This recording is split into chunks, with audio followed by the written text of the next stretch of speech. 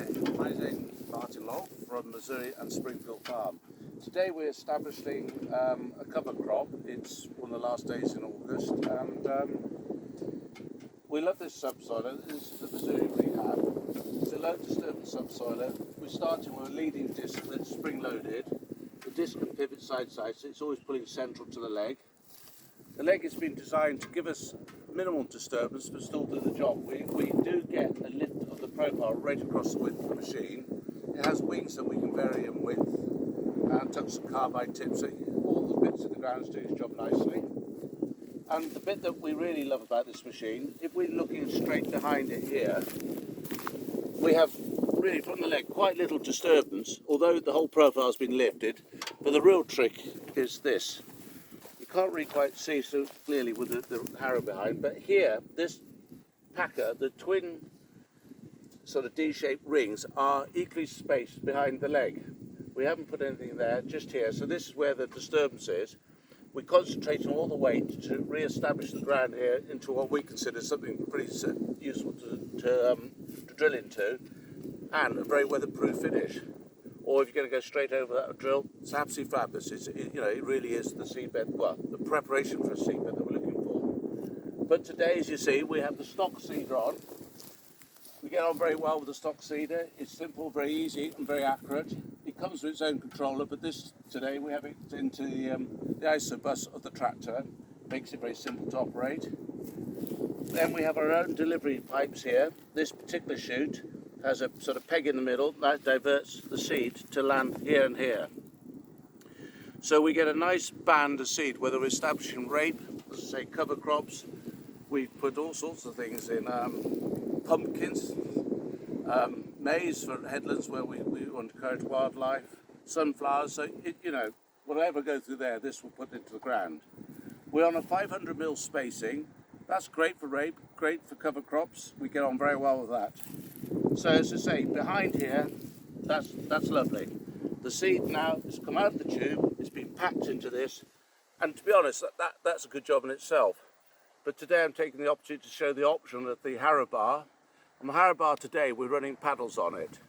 We're running them on the less aggressive setting, so that is just almost rolling at level, just moving the clod. You get more soil movement. Normally we wouldn't see any of that because the clod's being pushed to one side, but it's a completed job. Very easy to adjust the angles and the height, and as I say, quite often I can have tines on here, a whole row of tines, just to leave it more of a uniform finish, but I'm not worried wide what scale on here. This is had the profile loosened by the tines. As you can see, it's quite happy to move. Here there's plenty of depth and tilt. We have moisture here. We have everything the crop's going to need. So yeah, I'm very happy with it. It's very straightforward, very simple, and it's a useful tool in the box because this machine is obviously really used as a primary cultivator. Very useful, one pass if you're ready to do any type of crop establishment, whatever drill you've got. But today we're doing the job in one pass. And just looking down there, it's good, it's okay. See a lot of undisturbed ground, but where the seed's gone, there's a lot gone on there really. I can't see what's wrong with that. The seeds are just under the surface, there's no crop residue around them, and yeah, that's a tidy job. Preferably put a roll over it afterwards, proper job. All we need is some rain, and fingers crossed. Great, thanks, let's get on.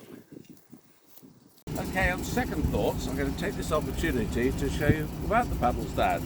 So, all I have to do is remove this. Obviously there's many adjustments, but if I take it up and sort of put a pin in here, that's how to work now. And what I'd like to do is do some passes without it.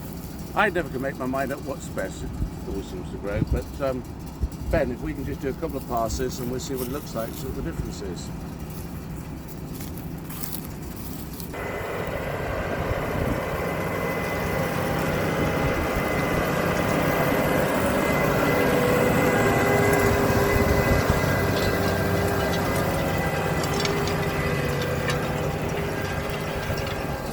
Okay, so what we've done here now, we have the paddles up. To be honest, I'm quite happy to see that.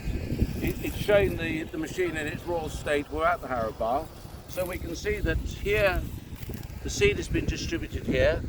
those fabulous press rings have really pushed that down. So there's no clods, they've been broken up. It looks probably tidier because the paddle boards do tend to pull it a bit, but plenty of loose soil there. It's fabulous. We've still got disturbance across the profile in the middle, but we've not actually lifted it. The wings are just sort of moved, as you can see. But from a point of view of rooting, the crop's going to love this. It's cleaner residue, the seed's in tilt, it's warm, it's moist, so I can't see why it won't grow. But looking down there, yes, we do see less disturbance.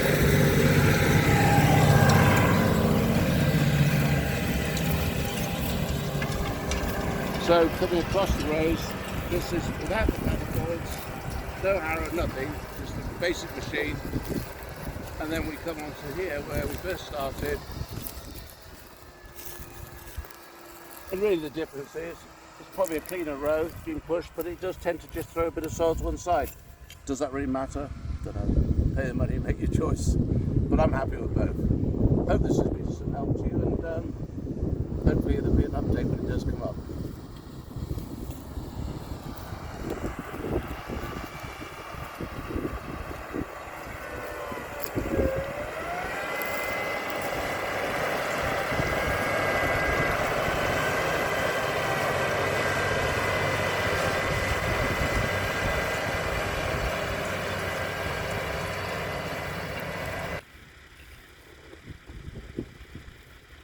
That's perfect, good tilt there, and the seeds, look at that, they're just in 20 mil. You can see them there now.